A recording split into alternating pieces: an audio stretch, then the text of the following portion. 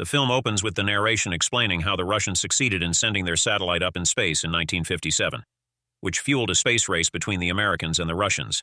The Americans sent 3 astronauts to fly to the moon, which went horribly wrong.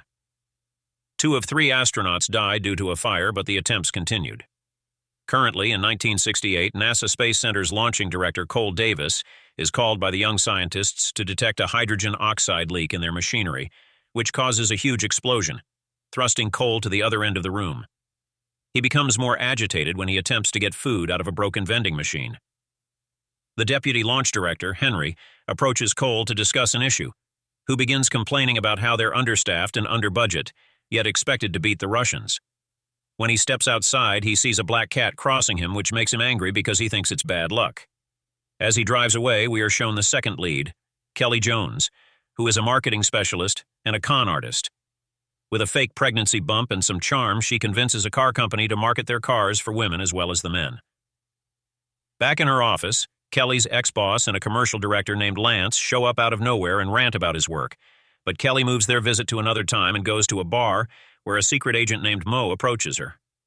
He exposes her with the data he has on her, revealing she moves from place to place with a new identity and a way of conning people. He uses this information to manipulate her into using her expertise to restore NASA's public image during the moon-sending project. Scared to be exposed, she takes the job and takes the next flight to Florida with Ruby, who has second thoughts about this. But Kelly convinces her selling moon to people isn't too hard after all, since everyone loves the moon. Upon landing in Florida, the girls take time to settle in. Cole drives to the cafe he eats at regularly, where he first glances upon Kelly. After a short but amusing introduction, the two part ways. Cole drives to a lonely road to eat his food while gazing at the stars. The next morning, Kelly and Ruby are dropped outside the Space Center by a tourist guide where they steal his card to get in. Cole gets surprised to see Kelly taking interviews from his scientists, so he approaches her and finds out she's hired by Mo to revamp NASA's public affairs. Cole brings the girls to their new office, which the girls find very dusty and depressing. Cole returns to the scientists to announce their latest mission, Apollo 11, and gives a speech about testing and assembling more than 6 million parts from all around the globe to make sure their astronauts succeed in a safe and secure first moon landing within the next 7 months. He then calls out the astronauts, Armstrong, Aldrin, and Collins, to congratulate and honor them for their service. Up next, Henry calls everyone in concern because he watches someone else pretending to be him whilst giving an interview to the media regarding the moon landing. When Cole approaches Kelly, he gets bugged to see her renovating her office. That's when she tells him she's hired dupes to interview on everyone's behalf since Cole and his people weren't agreeing on doing interviews. Frustrated, Cole calls Mo to complain about Kelly, but he takes Kelly's side, admitting she's doing the best so far. Cole notices that Kelly and Ruby have also started eating at his regular diner while scheming new tactics. When there are 170 days left for the moon landing, Kelly reveals to Cole that she's gotten America's biggest product companies to sponsor them and help create their first-ever advertisement about the moon landing. Cole is upset to find out their astronauts will be wearing watches and endorsing brands on the moon for this, but Kelly convinces him she's doing this to keep the money flowing and solve budgetary issues. She asks Cole to take her to dinner if she succeeds in solving the budget problem. While she puts the astronauts up for a press conference, she promises the director that she's going to make them more famous than any music band. Now, in a time lapse, we see Cole working on assembling and the testing part, while Kelly snags every leading brand to sponsor their mission in exchange for the astronauts advertising their products through magazine articles and interviews, which eventually makes them famous in America. Kelly calls Cole to remind him of the bet now that she's solved the budget issue. He asks her to show up at a local place by the piers, where things get heated when Kelly uses that opportunity to get Cole's permission to send a camera with the astronauts to air a live broadcast of their first moon landing, which he strictly disapproves of. This prompts Mo to personally visit Cole to impose the camera on him instead of convincing him. Mo breaks another bad news, revealing the congressman to have used a spy to photograph the Russian rocket and get overwhelmed to the point they're deciding to pull their final round of funding. Mo is going to send them one by one so Cole and Kelly can convince them for the funding. Kelly approaches Henry on a break and finds out about how Cole blames himself for the deaths of the astronauts, and on top of that, he was stripped of pilot duties after the doctors discovered a heart disease in him.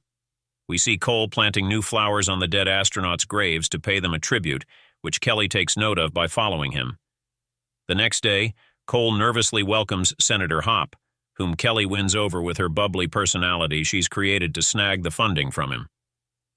She brilliantly convinces every other senator sent to them with her schemes and makes all of them feel special by seating them in the front row while NASA sends Apollo 10 for testing purposes before sending the astronauts first.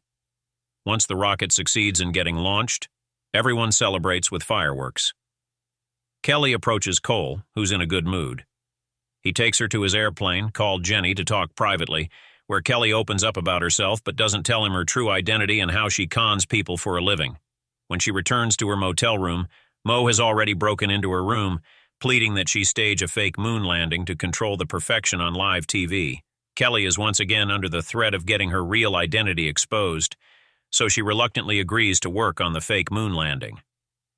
The next day, Kelly calls in Lance to use his free hand in creating the moon landing, which is super confidential, and only those working on it can know since the president has sent a large number of his special service agents.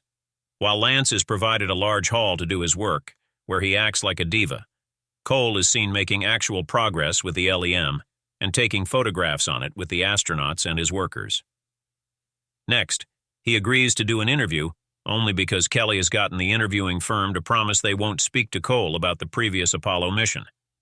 However, they don't keep their promise and ask him about the Apollo mission gone wrong anyway, which causes Cole to freeze at first and then leave mid-interview in anger. The interviewer finds this absurd and calls him out for killing the astronauts before, which prompts Cole to beat him up on live TV. Kelly tries to talk to him about his anger issues and letting go of the past, but he lashes out at her too. As days go by, Cole is seen vulnerable, visiting the dead astronauts' graves while Kelly is supervising Lance, who has done a great job on the fake LEM landed on the moon. As he teaches the astronauts to fake gravity, their set gets caught on fire due to a minor mistake. That night, their flight is canceled due to the rain, so Cole flies Kelly and Jenny to see the last senator with whom they have dinner and return to the station, where they kiss for the first time. He then brings her to the surprise party for helping them make Apollo 11 possible. She dances with Cole, but deep down feels regret for not telling him what she's doing behind his back. While supervising the fake moon landing, even Ruby tells her she doesn't feel right pulling this con and hands her a gift, which is only to be opened on the launch day. Soon, the day arrives when they assemble the rocket outside and prepare to launch. That night, Kelly feels so corrupted that she decides to leave everything behind and board the flight to continue her conning. But a guard finds her and takes her to Mo, who's caught her running away with a new identity. He tells her how he's going to get his agents to rig the camera on the LEM so they can solely broadcast their version instead. He surprisingly lets her go after this. As she takes a seat in the waiting room, she sees an eccentric moon landing ad on the TV, which changes her mind. She returns to see Cole by the piers, where she tells him everything about the fake landing and even takes him to the fake set, where he lashes out at her and leaves. At the last minute before the launch, Kelly shows up to help Cole, where his worker has already detected and reported the busted camera. He asks for a colored TV to use its parts to fix the camera. Kelly gives the boys a ride and helps him rob a TV from the store because it's the only one that has a colored TV and is unfortunately closed. The cops raid them, but she holds them with her sweet talk and sends the boys back at the station, where the astronauts are applauded by the live audience gathered on their entire way to the rocket. While the helper fixes the camera and taps the broadcasting feature back on, the scientists take positions inside the station under Cole's supervision. The helper runs to Cole to deliver that he's fixed the camera but doesn't know if it's going to work because he didn't have enough time to test it. As the rocket launches, Kelly takes Cole to Mo and asks him to stop the fake broadcast. Cole also threatens him by deciding to take everything to the press, but Mo makes him realize no one will ever trust or fund NASA again. Besides, they have the pressure to beat the Russians on TV. Later, Kelly tells her truth to Cole, which he accepts, and takes her to his boys, who decide to rewire the fake camera signals to prevent it from transmitting the fake version. Ruby confidently dodges the servant agents and takes the boys to rewire the camera. The boys succeed in rewiring the signals and return to the station. Kelly stays behind and stays in touch with Cole to make sure the actual feed goes live. Currently, no one knows which version is going live, up until the Black Cat intervenes in the fake moon landing version. Mo thinks he's screwed on national TV, so Kelly contacts Cole and hopes to God for the best. Thankfully, when the cat disaster doesn't show up on TV, it's confirmed the actual moon landing is being shown to the world, which is a success for them.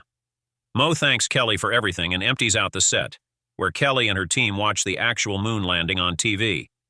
Before leaving, he asks Kelly to wipe out everything that hints there was a staged moon landing attempt, to which she agrees. The next day, as the astronauts return and confirm the moon landing was a success, Cole greets Henry alone and goes to see Kelly working on the cleanup. As he kisses her on the fake set, the film ends. Thanks for watching the video. Please don't forget to like and subscribe to our channel for more amazing recaps like that.